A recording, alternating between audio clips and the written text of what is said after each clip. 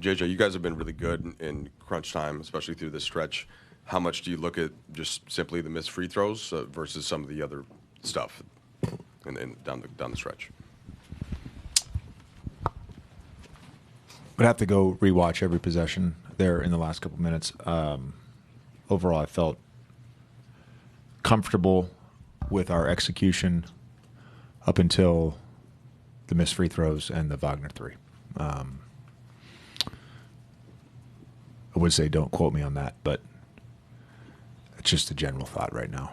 I'd have to go look at every possession, but thought we executed our reds. I thought not like we were conceding layups. We had the timeouts. We,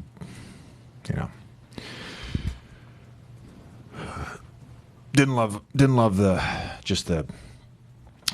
thought process and the mindset when Wagner hit the three, because we talk all the time about just our ISOs. Like we don't want to allow threes in ISOs.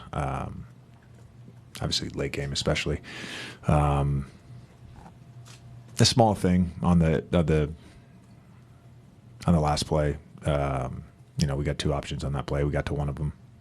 Small thing, could have been a little bit better just in a quick rewatch. But overall, I'll live with the execution outside of the missed free throws in the Wagner three.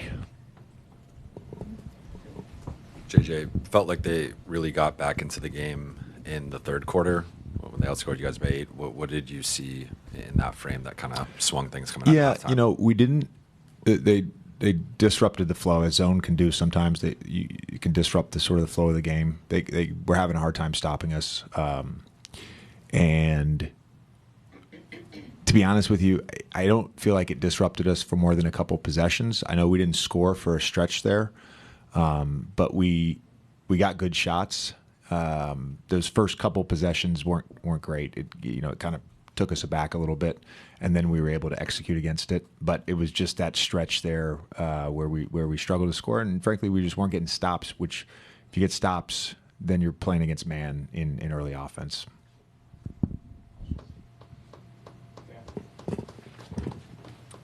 JJ, I asked you pregame about the physicality. How did you think that sort of played out? Particularly, you had a guy like Mo Wagner. It felt like at times throughout the game when you had chances to maybe extend a lead, like it seemed like he was able to exert his physicality at times. Yeah, I thought our guys competed and were physical.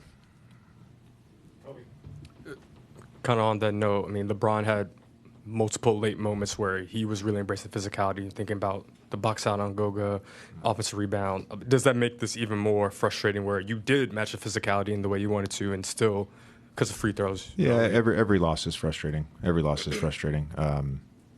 I thought, we've had, I guess, five losses now. There's certain losses that you can point to a lack of you don't want to call it lack of effort, but like a lack of will and competitiveness and physicality to start a game, and then you're having to fight that. And we've had that in a few.